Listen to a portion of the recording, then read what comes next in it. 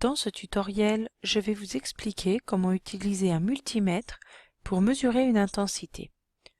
Supposons que l'on ait un circuit dans lequel on ait un générateur, ici une pile de tension 4,5 volts à ses bornes, un interrupteur, ici un bouton poussoir, et une lampe.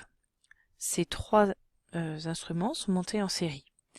Un courant circule, lorsque l'on appuie sur l'interrupteur, la lampe brille. Comment mesurer l'intensité du courant?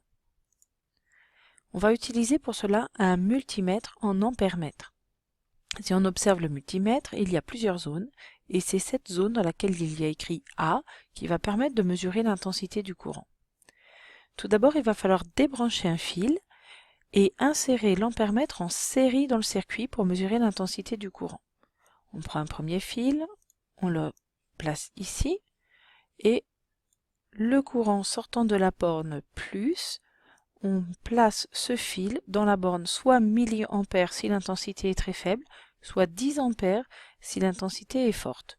Ici, elle va être faible, on la rentre dans la borne milliampères.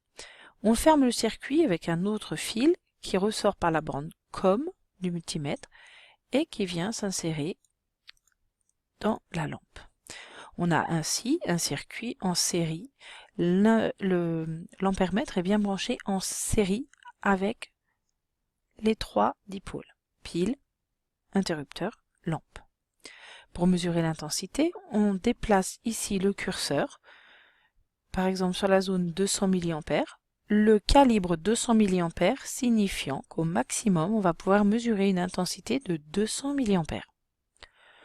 Dans le cas d'une pile de 4,5 volts, c'est souvent ce qui arrive. Si on a des doutes, on utilise le calibre ici 10 ampères et on place le curseur devant 10 ampères. Si on se rend compte que l'intensité est plus faible que 200 mA, on peut repasser sur ce calibre-là.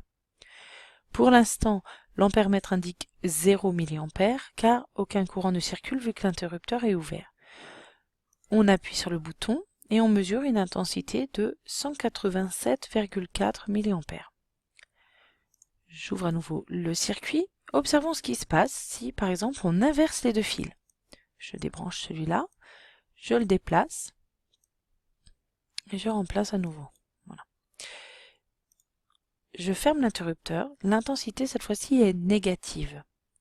Cela signifie qu'on a branché l'ampère-mètre à l'envers, on pourrait dire, mais en fait, dans le sens opposé au sens normal, officiel de mesure. C'est-à-dire que normalement, pour mesurer l'intensité, il faut que le courant entre par la borne milliampères ou 10 ampères.